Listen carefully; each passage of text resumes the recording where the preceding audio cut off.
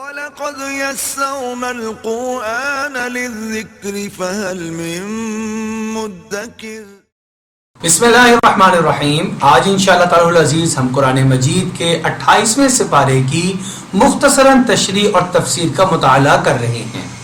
اللہ رب العزت نے 28ویں سپارے کے آغاز میں جو آیات نازل فرمائی ہیں وہ در حقیقت ایک خاتون جو کہ آپ صلی اللہ علیہ وسلم کی خدمت میں حاضر ہوئیں، ان کا نام حضرت خولا تھا۔ ان کے شوہر نے ان کو بڑھاپے کی حالت میں طلاق دے دی تھی، اور طلاق کی ایک خاص شکل ہوا کرتی تھی کہ اپنی بیوی کو طلاق دینے کی نیت سے اپنی والدہ کی پیٹھ کے ساتھ مشابہت قرار دے دی جاتی تھی۔ مثلا انہوں نے کہہ دیا کہ انتی علیہ کظہری امی، تو مجھ پہ ایسے حرام ہے جیسے کہ میری ماں مجھ پر حرام ہے۔ اس وقت تک یہ کلمات طلاق کے مغلظہ سے بھی زیادہ سخت ہوا کرتے تھے، یعنی اس حالت میں ہمیشہ کے لیے عورت اس کی والدہ کا درجہ پا جاتی تھی اور اس سے نکاح کبھی بھی جائز نہیں ہوا کرتا تھا۔ حضرت خولا رضی اللہ تعالیٰ عنہ آئیں، آ کے نبی اکرم صلی اللہ علیہ وسلم کے پاس یہ بات رکھی۔ آپ صلی اللہ علیہ وسلم نے پرانے ہی مسئلے کی روح سے یہ بات بتا دی کہ اب تو تم اس پر حرام ہو چکی ہو۔ اب وہ رونے لگیں، کہنے لگی یا رسول اللہ صلی اللہ علیہ وسلم، میں نے ساری اپنی جوانی اس کی خدمت میں گزار دی، آج میرا اور بچوں کا سہارا یہ ہے، اگر طلاق ہو گئی تو ہم کہاں جائیں گے؟ نہ ہمارے پاس رہنے کے لیے مکان ہے، نہ نان و نفقے کے لیے کوئی اور انتظام۔ آپ صلی اللہ علیہ وسلم نے فرمایا اللہ جل شانہ اب کوئی فیصلہ کریں گے۔ ایک روایت کے مطابق انہوں نے اللہ جل شانہ کو مخاطب کر کے یہ کہا یا باری تعالی، آپ تو میرے حالات کو جانتے ہیں اور میں اپنی حالات کی شکایت آپ ہی سے کرتی ہوں۔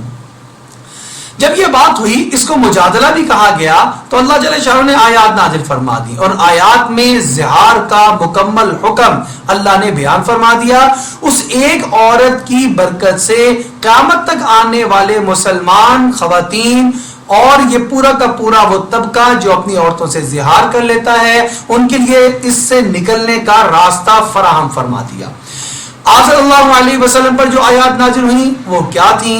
ارشاد فرمایا قد سمع اللہ قول التی تجادلک فی زوجہا وتشتکی الی اللہ، تحقیق اللہ نے وہ ساری بات اور گفتگو سن لی جس عورت نے آپ سے آ کر مجادلہ کیا، ذرا جھگڑے کی شکل پیدا کی اور اپنے اللہ کی طرف اپنی شکایت کو بھیج دیا۔ واللہ یسمع تحاورکما ان اللہ سمیع بصیر۔ آگے پھر اس کا حل نکالا کہ دیکھو کچھ چیزیں ایسی ہوا کرتی ہیں جو ہم اپنی زبان سے نکال دیتے ہیں لیکن حقیقت ویسی ہونا ناممکن ہوا کرتی ہے، تو ایسی چیزوں کا حکم بھی یہ ہے کہ ایسی تمام کی تمام چیزوں کا اور کہنے کا کسی قسم کا کوئی اعتبار نہیں ہے۔ مثال کے طور پر ماں تو وہی ہوتی ہے جس سے آپ کی پیدائش ہوتی ہے، یا پھر رضاعی ماں جس کا آپ نے دودھ پیا ہوتا ہے۔ یوں تو کسی کو بھی اماں کہہ دینا، اپنی ماں کہہ دینا، خالہ جان بنا دینا، جیسے آج کل بھی ہمارے یہاں رسم و رواج ہے کہ ہم عزت میں کسی بھی بڑی خاتون کو خالہ جی کہہ دیتے ہیں، ہم اماں جی کہہ دیتے ہیں، تو یہ خالہ کہنے سے یہ عورت خالہ کا رتبہ نہیں پاتی، ماں بنا لینے سے کسی کو ماں کا درجہ نہیں ملتا، بلکہ یہ وہی درجہ جو اللہ رب العزت نے عطا فرمایا ہے وہی درجہ اس کو حاصل رہتا ہے۔ اس طرح کی ایک تین چیزیں وہ اللہ رب العزت نے پہلے بھی بیان فرمائی تھی کہ دیکھو جس کو تم اپنا منہ بولا بیٹا کہہ دیتے ہو وہ تمہارا سگا بیٹا نہیں بن جاتا، لہذا نہ اس کو وراثت جائے گی اور نہ ہی اس سے پردہ اور اس کے احکامات ختم ہوں گے، بلکہ وہ اگر ایک اجنبی ہے، لے پالک ہے، آپ نے اڈاپٹ کیا ہے، اس کے احکامات اجنبی ہی کے رہیں گے۔ اگر وہ بڑا ہو گیا تو اس کی جو والدہ ویسے بنی ہوئی ہیں منہ بولی، ان سے پردہ بھی ہوگا۔ اگر ان کے ہاں کوئی اللہ نے بیٹی دی ہوئی ہے اس سے اس کا نکاح بھی جائز ہے اور اس سے پردہ بھی ضروری ہوگا۔ لہذا منہ کی باتیں یہ اور ہوا کرتی ہیں، حقیقت اور ہوا کرتی ہے۔ ایک اور چیز وہاں پہ بیان فرمائی گئی تھی کہ اللہ نے ما جعل اللہ نے کسی بھی بندے کے سینے میں دو دل نہیں رکھے۔ آدمی جو بہت زیادہ ذہین ہوتا یا بہادر ہوتا تو ہم کہتے ہیں اس کا تو شیر جتنا جگرا ہے، اس کا جگرا اتنا بڑا ہے۔ وہ جگرا یا جگر اتنا بڑا نہیں ہوا کرتا، دل بھی اتنا بڑا نہیں ہوا کرتا، یہ استعارہ اور تشبیہ ہوتی ہے بہادری سے۔ بالکل ایسے ہی اگر کوئی یہ کہے اپنی بیوی کو کہ تم میری ماں کی پیٹھ کی طرح مجھ پر حرام ہو، تو یہ ماں کہنے سے ماں نہیں بن جاتی، یہ استعارہ ہوتا ہے ایک قسم کی طلاق کا، اور اس کو زہار کہا جاتا ہے۔ اس کے احکامات اللہ رب العزت نے بیان فرما دیے، وَالَّذِينَ يُظَاهِرُونَ مِنْكُم مِّن نِّسَائِهِم مَّا هُنَّ أُمَّهَاتِهِم، جو اپنی بیویوں کے ساتھ زہار کر لیتے ہیں وہ ان کی مائیں نہیں بن جاتی۔ ان امہاتہم الا اللائي ولدنہم، ان کی حقیقی مائیں وہی ہیں جنہوں نے ان کو جنا ہوا ہے، جن سے یہ پیدا ہوئے ہیں۔ اب وہ کفارہ زہار کیا ہے وہ الگ سے اللہ رب العزت نے بیان فرما دیا، والذین یظاہرون من نسائہم ثم یعودون لما قالوا فتحریر رقبۃ من قبل ان یتماسا، ایک غلام کو آزاد کرے گا اس عورت کے پاس جانے سے، خلوت میں جانے سے پہلے۔ فمن لم یجد، اگر یہ نہیں کر سکتے، فصیام شہرین متتابعین من قبل ان یتماسا، 2 مہینے کے لگاتار روزے رکھو عورت کے ساتھ خلوت کرنے سے پہلے۔ اگر اس کی بھی ہمت اور طاقت نہیں ہے تو فمن لم یجد فمن لم یستطع، اگر اس کی بھی استطاعت نہیں رکھتے، فاطعام 60 مسکینا، 60 مسکینوں کو کھانا کھلا دو، تم اس زہار سے نکل جاؤ گے، وہ عورت تمہارے لیے حلال ہو جائے گی۔ اس کے ساتھ اللہ رب العزت نے ایک اور بات جو یہاں پر اگلے ہی رکوع کے اندر بیان فرمائی ہے، وہ یہ ہے کہ اللہ رب العزت سب سرگوشیاں جانتا ہے انسان کی۔ ما یکون من نجوا ثلاثۃ الا هو رابعهم، اللہ کبھی بھی آپ سے جدا نہیں ہوتا۔ ہمیشہ یہ ذہن میں رکھنا چاہیے اللہ مجھے دیکھ رہا ہے، اللہ میرے ساتھ ہے۔ فرمایا تم 3 لوگ کہیں بھی کوئی سرگوشی نہیں کرتے مگر چوتھا تمہارے ساتھ اللہ ہوتے ہیں۔ ولا خمسۃ الا هو سادسهم، کہیں تم 5 لوگ اکٹھے نہیں ہوتے مگر چھٹا تمہارے ساتھ اللہ ہوتا ہے۔ ولا ادنى من ذلك ولا اكثر الا هو معهم اينما كانوا، یہ مت سمجھنا 3 کے ساتھ چوتھے تو اللہ ہیں، لیکن اگر ہم 2 ہو گئے یا 1 رہ گئے تو اس کے ساتھ دوسرا اللہ نہیں ہوگا، 1 ہے تو دوسرا اللہ ہے، اور اگر 5 ہیں تو چھٹا اللہ ہے کیونکہ وہ قرآن میں بیان کر دیا، لیکن اگر 7 ہیں 10 ہیں 100 ہیں تو 101واں اللہ نہیں ہے، بالکل 101واں وہاں پر اللہ کی ذات اور اللہ کی ہستی موجود ہے۔ یہ خیال ہر وقت میں رہنا چاہیے، میرا اللہ مجھے دیکھ رہا ہے، میرا اللہ میرے ساتھ ہے، لہذا اللہ کی نافرمانی کرنے سے شرم اور حیا آنی چاہیے اور اللہ کی نافرمانی والے کاموں کو چھوڑ دینا چاہیے۔ تیسری چیز جو یہاں پر اللہ رب العزت نے بیان فرمائی وہ یہ ہے کہ کبھی بھی کسی کی مخالفت میں، خاص طور پہ مسلمان کی مخالفت میں خفیہ منصوبے بنانا، میٹنگز کرنا، سرگوشیاں کرنا، اس سے الگ ہو کر اس کو نقصان پہنچانے کے لیے مشورے کرنا، یہ ساری کی ساری چیزیں اللہ کو ناپسندیدہ ہیں۔ یعنی ابھی نقصان پہنچایا تو نہیں، لیکن نقصان پہنچانے سے پہلے اس کی تیاری کرنے کے جتنے مراحل ہیں اللہ کو یہ بھی ناپسندیدہ ہیں۔ اسی لیے اللہ رب العزت ارشاد فرما رہے ہیں، یا ایھا الذین آمنوا، اے ایمان والو، اذا تناجیتم، جب بھی تم آپس میں کوئی مشاورت کیا کرو، فلا تتناجوا بالاثم والعدوان ومعصیۃ الرسول، کبھی بھی مشورہ نہ تو گناہ کا کرو، نہ سرکشی کا کرو، نہ رسول اور اللہ کی مخالفت کا کرو۔ پھر کیا کرو؟ اگر مشورہ کرنا ہی ہے، پلاننگ اور منصوبہ بنانا ہے، وَتَنَاجَوْا بِالْبِرِّ وَالتَّقْوَى، نیکی کا کوئی کام کرنا ہے تو اس کے پلاننگ اور منصوبے کے لیے اکٹھے ہو جاؤ، تو یہ ثواب کا کام ہے، کوئی حرج نہیں۔ وَالتَّقْوَى، کوئی تقوی کا کام ہے، اس کے لیے اکٹھے ہو رہے ہو۔ جماعت کے لیے نماز میں ہم اکٹھے ہوتے ہیں، ہم کسی درس قرآن کے لیے اکٹھے ہوتے ہیں، کسی مقام پر حدیث کی تعلیم ہوتی ہے ہم اس کے لیے اکٹھے ہوتے ہیں، اس بات کے مشورے کے لیے سر جوڑ کر بیٹھتے ہیں یہ دین پوری دنیا میں کیسے غالب ہو جائے۔ یہ ساری کی ساری چیزیں یہ صحیح تقوی اور نیکی والی مشاورت کے اندر داخل اور شامل ہیں۔ ایک اور چیز یہ فرمائی گئی کہ جب تم اکٹھے بیٹھو اور کوئی مجلس میں آ جائے تو اس کے آداب میں سے یہ ہے کہ اس کو جگہ دے دو۔ ہمارے عام طور پہ یہ بھی رواج بن گیا، ہم کسی کو اپنی سیٹ نہیں دے سکتے، اور اگر نیچے بیٹھے ہوئے ہیں تو کسی جگہ کوئی لوگ شخص آ گیا تو اپنی جگہ سے ہٹنا نہیں چاہتے۔ آپ کو میں قرآن مجید کی آیت سناتا ہوں۔ اللہ کے پیارے نبی صلی اللہ علیہ وسلم کے پاس صحابہ بیٹھے تھے اور صحابہ آئے، آپ صلی اللہ علیہ وسلم نے فرمایا مجلس میں وسعت پیدا کر دو۔ یا ایھا الذین آمنوا، اے ایمان والو، اذا قیل لکم تفسحوا فی المجالس، جب تم کو کہا جائے مجلس کے اندر تھوڑی سی وسعت پیدا کر دو، فافسحوا، تو تم وسعت پیدا کر دیا کرو. اور اگر کبھی کوئی خاص مشورہ ہو رہا ہو اور تم آؤ اور کہا جائے کہ تم مت بیٹھو تو مت بیٹھا کرو، اس میں کوئی دقت والی بات نہیں، پریشان ہونے والی بات نہیں، اپنی عزت اور انا کا مسئلہ بنانے والی بات نہیں. یہ آداب ہیں جو کہ اللہ اس کے نبی صلی اللہ علیہ وسلم اس امت محمدیہ کو سکھانا چاہتے ہیں. اس لیے ان آداب کی رعایت رکھتے ہوئے زندگی گزارنی چاہیے. اسی پارے میں قد سمع اللہ میں منافقین کا بھی کچھ تذکرہ کیا گیا کہ ان کا طرز عمل کیا ہوتا ہے.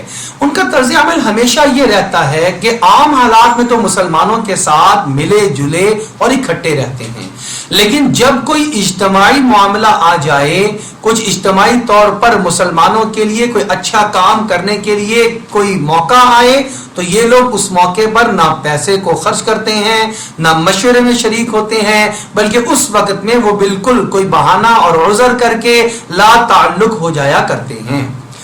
تو یہ ایک بہت بڑی بات ہے ان کی. آپ صلی اللہ علیہ وسلم کے زمانے مبارکہ میں بھی ایسا ہوا کہ جب وہ اللہ کے راستے میں نکلنے لگے تو انہوں نے پہلے کہا ہوا تھا کہ ہم آپ کے ساتھ چلیں گے، لیکن جب نکلنے کا موقع آیا تو سب بہانے تراش کر آ گئے. کسی نے کہا میرا گھر اکیلا ہے، میں چھوڑ کر نہیں جا سکتا. کسی نے کہا میرے بچے چھوٹے ہیں، میں ان کو چھوڑ کر نہیں جا سکتا. کسی نے کہا اس وقت میں میرے مالی حالات اور میرے اسباب و وسائل اس بات کی اجازت نہیں دیتے کہ میں آپ کے ساتھ چل سکوں.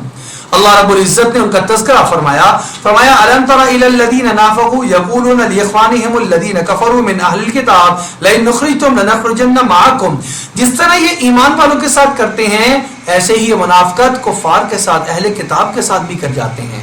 ان کو کہتے تھے اگر تمہیں نکالا جائے گا ہم بھی یہاں سے نکل جائیں گے. اللہ رب العزت فرما رہے ہیں کہ ایسا نہیں ہوگا. ولا نطیع فیکم احدا ابدا، ہم تمہارے معاملے میں اہل کتاب ہم تمہارے ساتھ ہیں، ہم تمہارے معاملے میں کسی کی بھی بات نہیں مانیں گے. لیکن جب موقع آتا ہے تو یہ ان سے بھی جان چھڑا کر بھاگ جاتے ہیں، کیونکہ منافق اصل میں ماحول اور حالات کو دیکھ کر چلنے کا نام ہوا کرتا ہے.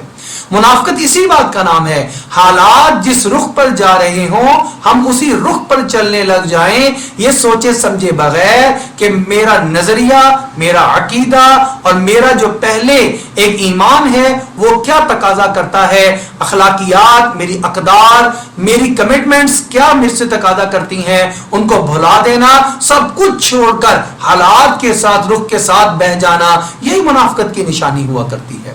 اللہ رب العزت نے یہاں پر یہ بات بھی ارشاد فرمائی ہے کہ تم ایسے مت ہو جانا، وَلَا تَكُونُوا كَالَّذِينَ نَسُوا اللَّهَ فَأَنسَاهُمْ أَنفُسَهُمْ. اے ایمان والو تم ایسے مت ہو جانا کہ جن لوگوں نے اللہ کو بھلا دیا، اللہ نے خود ان کی ذات کو ان سے بھلا دیا. عجیب جملہ ارشاد فرمایا ہے.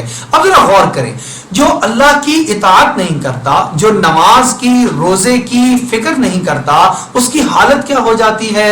وہ جب مال کمانے میں لگتا ہے تو نہ صرف احکامات الہیہ کو چھوڑ رہا ہوتا ہے، نماز آتی ہے فکر نہیں کرتا، روزہ رکھنے کا وقت آتا ہے روزہ نہیں رکھتا، حج کرنے نہیں جاتا کہ خرچ ہو جائیں گے پیسے، زکوٰۃ ادا نہیں کرتا. یہ ساری چیزیں تو وہ اللہ کی نافرمانی میں کر رہا ہوتا ہے. خود بھی مال کی محبت کی وجہ سے اپنے اوپر خرچ نہیں کر پاتا، اپنے آرام کا خیال نہیں رکھ پاتا، بعض اوقات اپنی اولاد پہ خرچ نہیں کر پاتا. جمع کرنے کا اتنا شوق، اتنا لالچ اور اتنا ہوس اس کے دل میں آ جاتا ہے کہ پیسے ہونے کے باوجود آسائش والی زندگی، آسانی اور راحت والی زندگی نہیں گزار سکتا. اس لیے اللہ نے فرمایا یہ ہمیں کیا بھلائیں گے، ہم خود ان کی ذات کو بھلا دیتے ہیں. ان سے اب ان کو بیماریاں لگتی ہیں، شوگر لگ جاتی ہے، بلڈ پریشر، حتیٰ کہ کینسر، اور اس دنیا سے انسان چلا جاتا ہے در حقیقت اپنی بھی کیئر نہیں کر پاتا. اللہ کو بھولا، اللہ نے اس کو اپنے آپ سے بھلا دیا. اس لیے اللہ جل شانہ کو یاد رکھنا چاہیے، انسان اپنی بھی کیئر آسانی سے کر سکتا ہے. آخر میں مطلقہ کے بارے میں ارشاد فرمایا کہ دیکھو مطلقہ کو جب تم طلاق دو تو پھر عدت گزارنے کے لیے دو، اور پھر عدت پوری ہو جائے تو اس کو چھوڑ دو. اور عدت کیا ہوگی اس سب کا تذکرہ سورہ الطلاق کے اندر بیان فرمایا ہے. پہلے فرمایا یا ایھا النبی اذا طلقتم النساء فطلقوهن لعدتهن، عدت گزارنے کے لیے ہو، واحصوا العدہ، اور عدت کو شمار بھی کرو. آج ہم غور کرتے ہیں تو ہمارے اندر سے عورت کی عدت گزارنے کی جو ایک پابندی ہے اس کو بھی فالو نہیں کیا جا رہا. بے شمار ایسی عورتیں جن کے خاوند فوت ہو جاتے ہیں وہ عدت کی پرواہ کیے بغیر باہر بازاروں میں اور کہیں رشتہ داروں کے ہاں آنا جانا عام رکھ لیتی ہیں. طلاق ہو جاتی ہے تو ان کی جو عدت ہے اس میں گھر میں بیٹھنے کی بجائے عدت کے مکمل احکامات پر عمل کرنے کی بجائے دوسرے ہی دن تیسرے ہی دن طلاق والے دن بھی وہ باہر پھر رہی ہوتی ہیں. اب ذرا غور کر لیں ان کی عدت کیا ہے. اور عدت میں اللہ رب العزت نے فرمایا اگر اس کو طلاق دی گئی ہے اور اس کو حیض آتا ہے تو 3 حیض اس کی مدت عدت شمار کی جائے گی. اور فرمایا واللائی یئسن من المحیض من نسائکم، اور وہ عورتیں کہ جن کو حیض نہیں آتا بوڑھے ہونے کی وجہ سے، عمر بڑی ہو گئی، 50 سال سے زیادہ ہو گئی، حیض آنا بند ہو چکا ہے، یا پھر ابھی اتنی چھوٹی عمر ہے، چھوٹی عمر میں شادی ہو گئی، بچپن میں ہی آپس میں 5-7 سال کی عمر تھی لڑکے کی، 5-7 سال کی لڑکی کی تھی، آپس میں نکاح طے کروا دیا گیا، اب بڑے ہو کر طلاق دینا چاہتے ہیں تو طلاق دیں، اور عورت کی لڑکی کی عمر ابھی کم ہے، اس کو حیض آنا ہی شروع نہیں ہوا، تو ان دونوں کے لیے جو کہ حیض آ نہیں رہا 3 ماہ کی مدت مقرر کی جائے گی. اللہ رب العزت سے فرما رہے ہیں فعدتهن 3 اشہر واللائی لم یحض واولاۃ الاحمال، اگر عورت کو بیوی کو حمل ہے تو اس کو اس حالت میں طلاق دے دی گئی تو اس کی جو مدت ہے عدت کی وہ وضع حمل ہے. وہ اگر 1 دن کے بعد بھی وضع حمل ہو گیا اس کی عدت پوری ہو چکی ہے، اور اگر 5 ماہ بھی لگ گئے تو تب بھی اس کی عدت وضع حمل ہی ہوگی، اس میں 3 ماہ کی بات نہیں ہوگی. یہ احکامات اس لیے دے دیے کیونکہ زمانے جاہلیت کے اندر ان چیز کا کوئی خیال نہیں رکھا جاتا تھا، عورتوں کے حقوق کو پامال کیا جاتا تھا. یہاں پر عورتوں کے حقوق اسلام نے عطا فرمائے ہیں. اللہ رب العزت سے دعا ہے اللہ ہمیں تمام احکامات کے مطابق سمجھنے، اس کے مطابق عمل پیرا ہونے کی توفیق عطا فرما دے.